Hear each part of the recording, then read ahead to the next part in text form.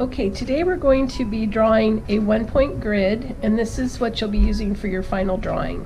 So you're going to want to get out a piece of 12-inch flimsy, about 17 inches wide. I have a piece of 11 by 17 copy paper behind it, just so I can see my format size.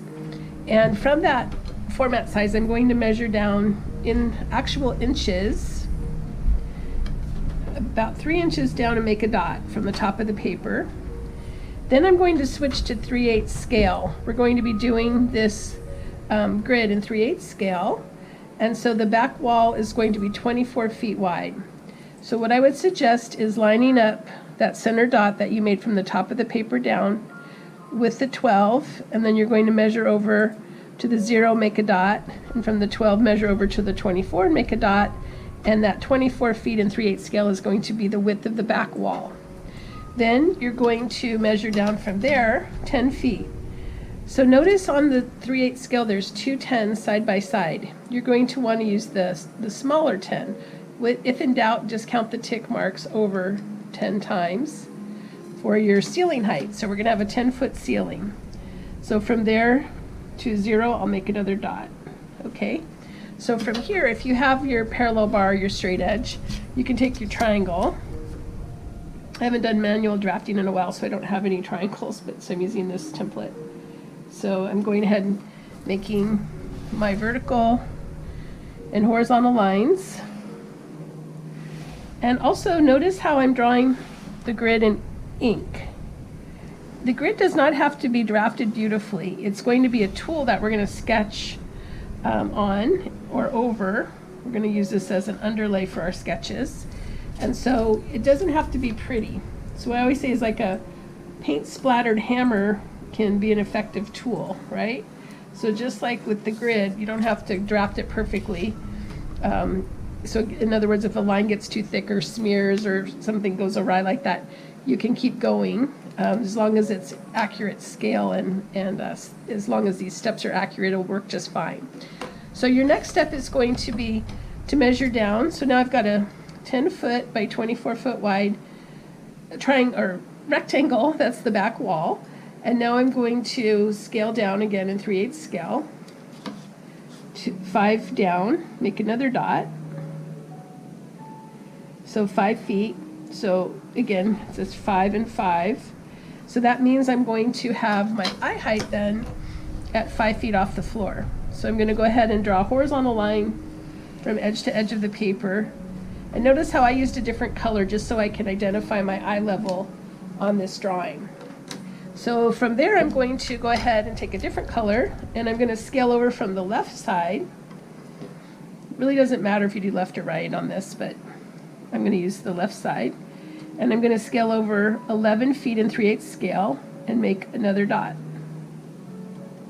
So you might be wondering why I used 11 feet, because if the wall's 24 wide, why didn't I use 12?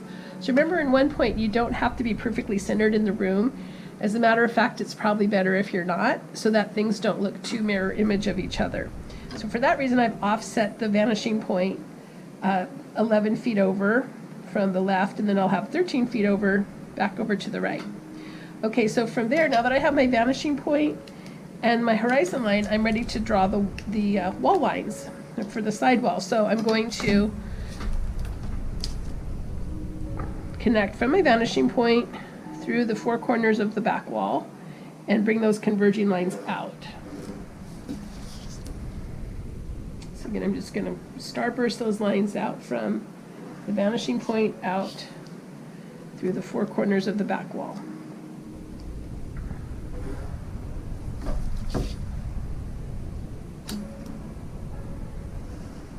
Okay, so now can you start to see the room taking shape?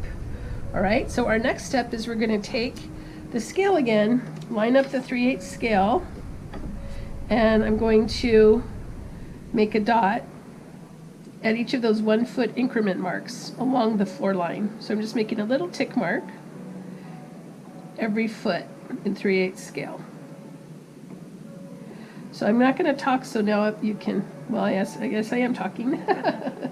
Anyway, there'll be times when I'm going to go silent so we can speed the film up. Okay, so here's our 1 foot increment marks along the ground line. Now I'm going to do the same thing along one of the wall lines. So I'm just going to line it up with the 0, and along the vertical line for the corner, I'm just going to make those 1 foot increment marks in 3/8 scale. Okay, so the next step is then to take your parallel bar, or if you don't have one, just use a straight edge of some sort, and you're going to then draw your horizontal lines from corner to corner across the back wall.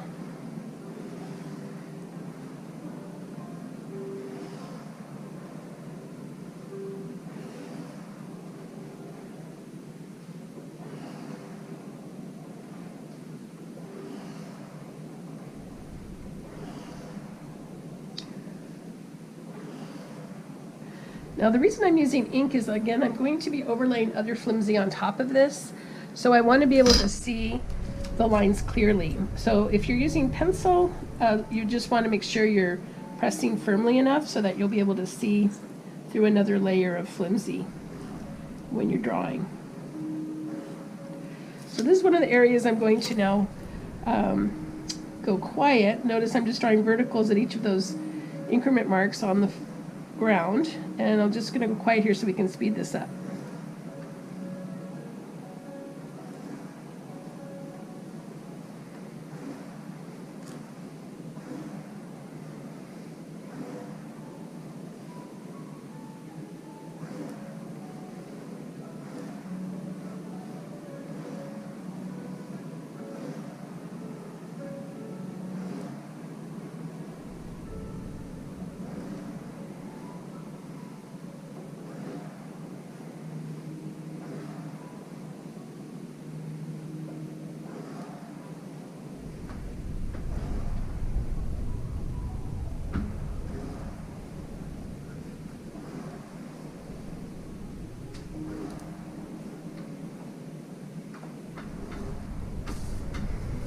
Okay, so now I have a grid on the back wall that's 1 foot by 1 foot in 3/8 scale. And each of these are going to represent a foot by a foot of space when we lay out the perspective for the final drawing. So your next step is you're going to be bringing the converging lines out from the vanishing point by taking an alignment from the vanishing point through that 1 foot mark along the sidewall. So see, every place where that line from the back grid hits the corner, that's where you're going to bring the converging line out by aligning from the vanishing point through that point and out. So again, you're going to take from here and out. Notice the horizon line is going to be horizontal, and then as I go below the eye level, the lines will start to angle up toward the point. Or you're drawing them down, but the line's angling up to that point. So I'm going to do the same thing on both walls.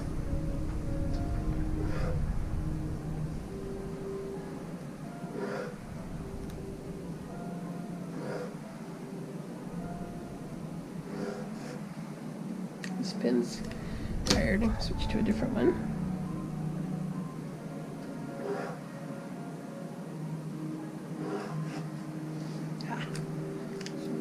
Much better.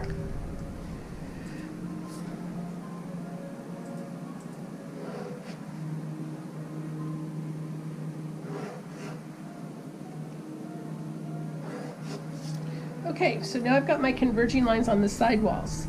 So now my next step is I'm going to bring the converging lines across the floor and the ceiling by simply doing the same idea where I'm lining up from the vanishing point through each of these places that the grid line hits, in this case the floor line. So of course I'm lining from here to here. Notice I'm not drawing the line across the back wall. I start here where it hits the ground line and then out. So you don't want all these lines across your back wall. Keep that clean. So again, I'm going to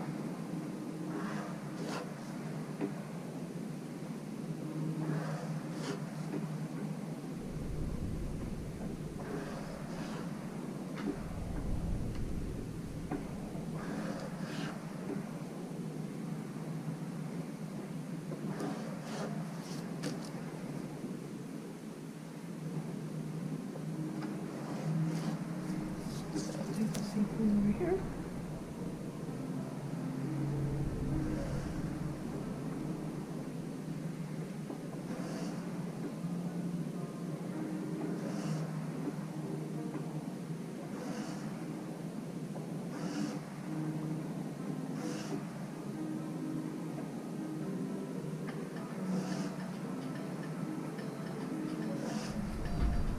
Sorry, there's the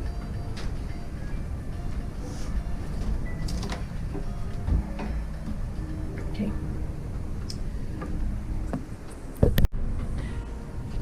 Okay, so we're going to talk now about how to do effective brainstorming, and you're going to need to do this for your final. And I'm going to have my son James help me. You'll hear his voice. It helps if you have another person to do this with, just because, again, 2 heads are better than 1. It just makes it more of a game. But if you don't have another person to work with, just challenge yourself to think of different tangents that you could go on. So what's going to happen is when you look at the client profile, there'll be certain words that jump out at you about what the client likes or dislikes or what they're interested in. So what you want to do is put one of those words in a bubble. So let's say the client likes to garden. So I'm going to put the word garden in a bubble. And then I'm just going to free associate the first word that comes to my mind. Don't censor yourself. And if you have a friend to do this with, you're just going to lobby the ideas back and forth. So I say garden. James, you say? Flowers. Flowers. I'll say color. James? Blue. Green. Grass. Texture. Just first thing that comes Dirt. to your mind. Dirt, good. I say rain. Wet. I say watering can. Flowers. I don't know. Flowers, it's okay. Can you repeat it? Yeah, sure. I say scent. Roses. Okay. Also, you want to have feeling words in there. So how do you feel when you're in a garden? Peaceful. Peaceful. I'll say calm. Relax. Okay, also you want to have nouns and verbs. So we have some nouns like watering can, and then, we can also add some action things. So what do you do when you're in a garden? Kneel. So you're grounded. Okay, so you get the idea. So you're going to try to think of many words as you can around that particular concept. So now we're going to switch to another one. The client also loves art. So what's a word you can think of about art? Gauguin. Good. Then I'll say tropical. Tahiti. Okay, I'm going to say canvas. What else? White. Okay, good. I'm going to say coral. Fish. Okay. I'm going to say rainbow. Islands.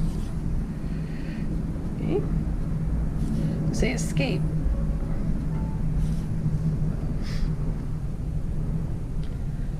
First word that comes to your mind. Door. So, okay, good. If you're doing this by yourself, you can just try to put a random word down there. The problem, the whole point is you're trying to be kind of random, because this is going to lead you to a more creative solution to your design concept. So also with art, I'm going to put brushes. So what else can you think of with that? Palette. Good. I'm going to say texture. Paint. Paint. Okay. I'm going to say sculpture. Bronze. Bronze. Good. Okay, so again, you want to think like, okay, I felt like I've exhausted that particular topic. So the point is you don't want to just have like 3 words. You want to have several words. And now we're going to do another one. So let's say the client lives in La Jolla. So things you can think of. Keep it clean, James. Ocean. Ocean, okay. I'll say money. What else? Ferrari. Okay, I'm going to say breeze.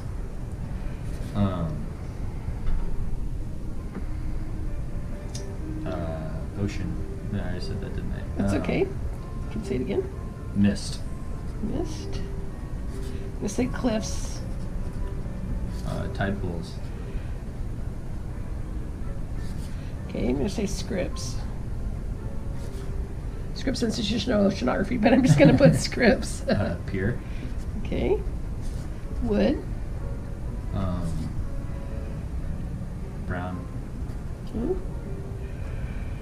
I'm going to say turquoise, the color of the ocean. Waves. Okay, then I'm going to say movement.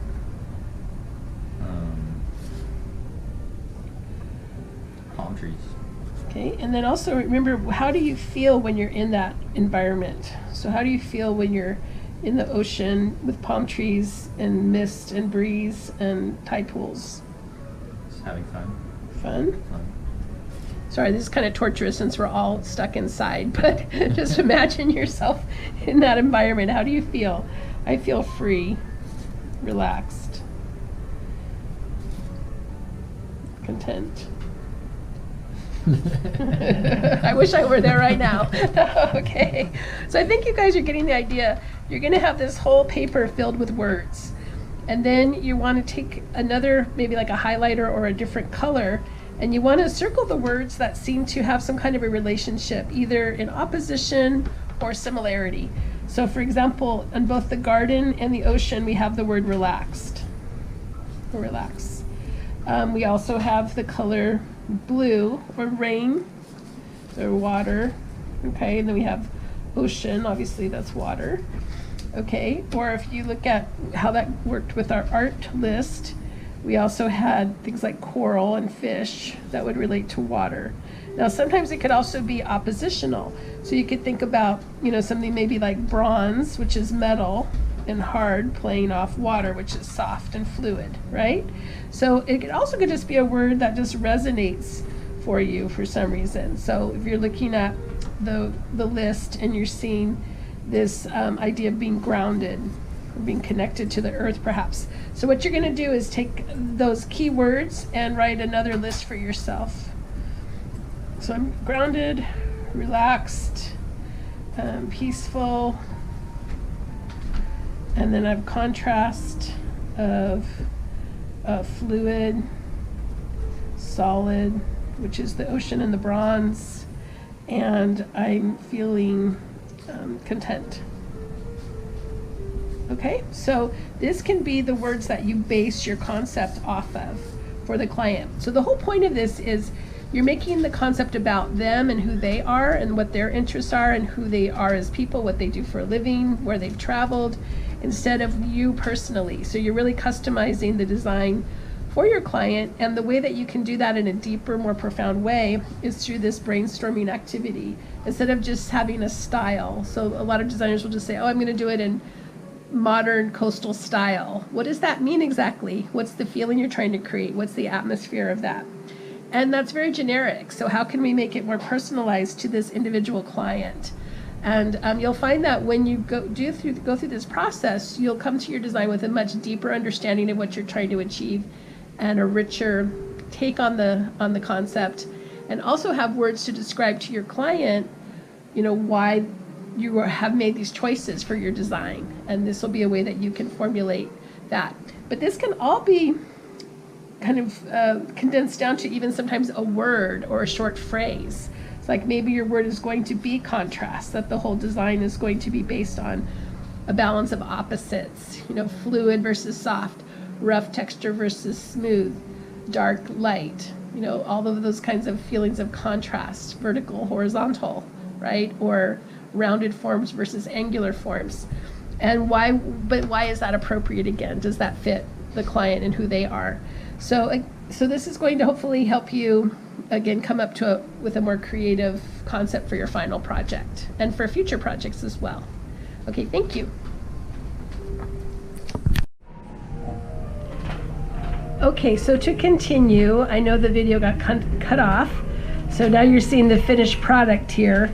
But let me tell you how I got there. So where we left off was we were taking a straight edge and connecting from the vanishing point through each of these 1 foot increment marks to create all these converging lines on all the ceilings. So you'll have these lines coming out across the floor. You can see how they're all angling from that vanishing point through those 1 foot increment marks across the walls and across the ceiling. But to get the perspective grid is this important next step, and that's what's called the diagonal point. So the diagonal point is based on however many feet of floor space you need to show in perspective. So for example, if I have to show 10 feet of floor space in perspective, I'm going to scale in 3/8 scale from my vanishing point over across the horizon line 20 feet. In other words, I'm doubling that to create what's called the DP, or the diagonal point. So in our case, we are going to show 12 feet of floor space in perspective. So that means we're going to scale from, in 3/8 scale again, from the vanishing point here across the horizon line 24 feet, and I'm making another dot that's called the diagonal point. So that's what's going to help me get the grid in perspective. So again, just to reiterate, however many feet of floor space you're showing on the floor here, so let's say if I was showing 15 feet of floor space in perspective, my diagonal point would be way out at 30 feet from the vanishing point. But we're making ours at 24 feet. So again, you'll scale from the vanishing point out to the right, 24 feet, make a dot. Then you're going to use that to create an alignment on the floor, and you're going to go ahead, and I used a different color, you're going to draw that line or that angle that's created from the diagonal point through that bottom corner and across the floor. So notice how I didn't draw the line across the side wall. I just aligned my straight edge, but I didn't start drawing until I hit the corner out, okay? And that's going to be your diagonal point line. So notice all of those tick marks where that purple line crosses your converging line. You might make a little dot at those intersection points, again where the converging line comes out and the purple line crosses it. So you see how this is coming out and this one crosses it. I make a little dot at that mark. And that's where you're going to take your parallel bar, or your straight edge if you don't have a parallel bar, and you're going to draw a horizontal at each of those dots from wall to wall. So I'm going to draw a horizontal line, another one coming across, another one at each of those places where the purple line crosses the converging lines coming from the vanishing point. I draw a horizontal line wall to wall. So notice how they slowly start to space further apart. Now, an important point is you cannot scale on this line. And a matter of fact, with the 1 point grid, the only place that's in scale is the back wall. Once you come off the back wall, the squares are going to start to get bigger as they move out, just naturally because of this diagonal point line and the intersection with the converging lines. So once again, you're going to take your straight edge, every place those lines or those little tick marks are from where the purple line crosses the converging lines on the floor, I draw a horizontal from wall to wall. Okay, so I'm just coming out, draw a horizontal, come out, draw a horizontal, come out, draw a horizontal. And so you might think, how many then do you want? How many squares do you want minimum? And if you remember, this was 24 feet out. That means we're showing 12 squares in perspective. But I went ahead and drew out a few extra just so I'd have more area in the foreground to work with. So I think I drew out about 14 squares or 15. Okay, now notice every place that horizontal line hits the sidewall, that's where your verticals are going to come up. So here you would just take again your straight or your triangle against your parallel bar, and you'll draw your vertical lines coming straight up, and that's going to give you your grid on the side, and you'll do the same thing on the other side wall. So where that horizontal line hits, that's where the vertical comes up. So this horizontal line will hit right here, the vertical will come up. And you'll just continue to do that so that you have sidewall grids on either side. Okay, and now where those verticals hit the ceiling, that's where you'll take your parallel bar again and draw your horizontals across. So sometimes they won't align perfectly. So for example, if you'll notice this one, it comes across, it doesn't hit perfectly. That's okay. Like I said, the grid's just a tool for sketching. It doesn't have to be perfect. Excuse me, it'll be close enough for what we're doing. So notice how I brought maybe about 10 squares out on the ceiling just have a little area to where I can know what if I'm going to place light fixtures or something, where I'm going to have more squares here on the floor. And then I've got 1, 2, 3, 4, 5, 6, 7, 8, 9, 10 on the side walls, because we're going to vignette that view. All right, and so here is your 1-point grid in 3/8 scale with the 24-foot wide back wall, 10 feet high, and this is the background we're going to be using for your final drawings. Okay, thank you.